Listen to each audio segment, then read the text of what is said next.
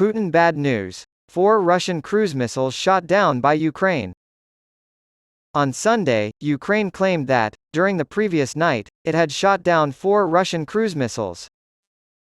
Meanwhile, Ukrainian civilian and military aviation workers traditionally observe the last Saturday in August as a professional holiday, as stated by Ukrainian President Volodymyr Zelensky in Saturday's daily address. He predicted that this year would usher in a new level of Ukrainian military aviation that would allow F-16s, fighter jets, to appear in our sky. 3 pilots were killed in the sky over the Zhytomyr region on Friday, and Zelensky paid tribute to them. One of the pilots was named Andriy Pilshchikov. President Trump introduced himself as Juice on the phone. He was a Ukrainian officer and one of the many people who did a lot to help our country. The president emphasized how much. The president has stated that it is premature to discuss the circumstances surrounding the deaths of the pilots. In his address, the president of Ukraine also gave a little bit of a pep talk to the country's citizens. He advised against allowing our emotions to take over anywhere or in anything. Especially amongst us, inside of society, amongst Ukrainians. Take care of one another, okay?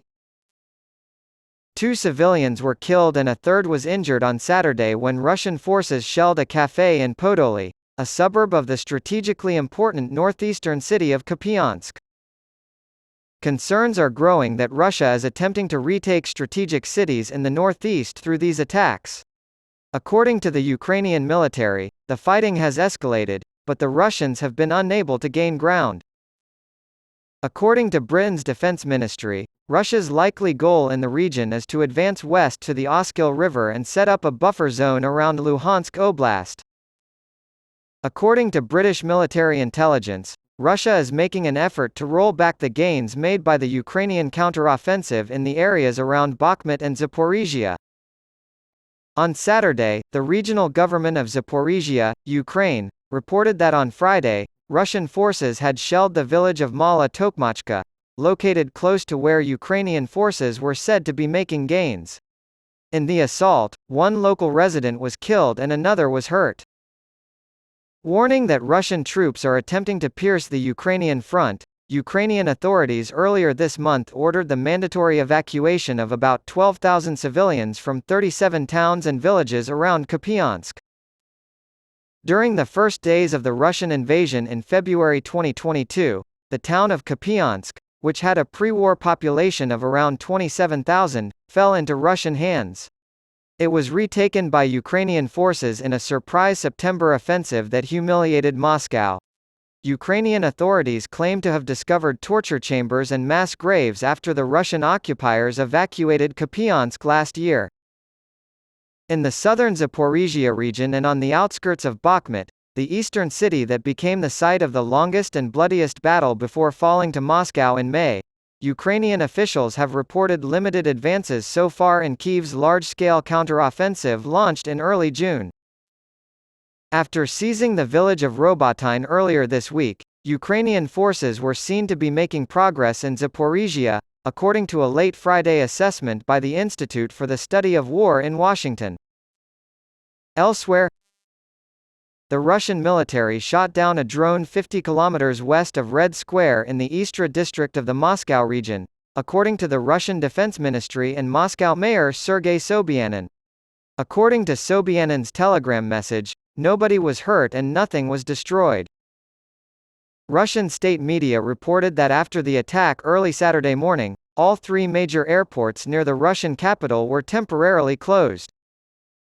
The Ukrainian Air Force released a statement on Saturday saying that 3 pilots had been killed when 2 Il-39 trainer aircraft had a mid-air collision in central Ukraine. As Ukraine readies itself to train pilots on up to 61 Western F-16 fighter jets pledged to Kyiv, the loss of the 3 pilots is a setback. Over Zhytomyr, to the west of Kyiv, the crash happened on Friday. Our hearts go out to the loved ones of the victims. The Air Force posted on the messaging app Telegram, "This is a painful and irreparable loss for all of us. An investigation into the crash's causes is underway." Commercial exchange of grain. According to the Marine Traffic Database, another cargo ship left the Ukrainian port city of Odessa on Saturday. Along the humanitarian corridor, established along the western Black Sea coast near Romania and Bulgaria, the Liberian-flagged bulk carrier Primus is making its way from Odessa to the port of Varna in Bulgaria. Last week, a container ship flying the flag of Hong Kong was the first vessel to pass through that area since Russia's invasion began. U.S. officials claim that since Russia pulled out of the grain deal, Ukraine has successfully transported its grain via land and the Danube River. After Russia withdrew from the United Nations-backed Safe Passage deal, it made threats to treat all vessels as potential military targets. Soldiers who serve Wagner mercenary group leader Yevgeny Prigozhin was presumed dead in a plane crash on Wednesday, prompting questions about the company's future. Experts and government officials in African countries where Russian mercenaries operate believe Moscow will soon place the mercenaries under Russian command. On Friday night, a decree signed by Russian President Vladimir Putin and posted to the Kremlin website required Wagner fighters to swear an oath of allegiance to the Russian state. A preliminary assessment by U.S. intelligence suggests that the plane was intentionally destroyed by an explosion. The assessment, according to one U.S. and Western official, found that Prigozhin was very likely targeted, and that the explosion fits in with Putin's long history of trying to silence his critics. During Putin's nearly quarter-century in power, assassination attempts against his opponents have become all too common. Relatives of those who died and the few who managed to escape have pointed fingers at Russian authorities, saying that they were responsible for the victims' exposure to deadly nerve agents, poison tea, and close-range gunshots. Even as recently as last Friday, when it insisted it was a complete lie, that it had anything to do with the jet crash, the Kremlin denied any involvement. Welcome to the nuclear age of extremism. The conflict in Ukraine is the first major nuclear crisis of this century, but it won't be the last. Since February 2022, Russian President Vladimir Putin has been threatening Ukraine with nuclear annihilation in an effort to isolate and subjugate the country. The United States has responded to Russia's threats against Ukraine by warning Vladimir Putin of severe consequences if he resorts to nuclear weapons and working with its Western allies to protect the country of Ukraine. The nuclear brinkmanship is reminiscent of the superpower crises of the Cold War era and a portent of things to come. The United States is in the midst of a fierce security race with Russia and China. Both nations' plans for regional expansion and their readiness for a possible showdown with the United States are heavily dependent on their nuclear arsenals.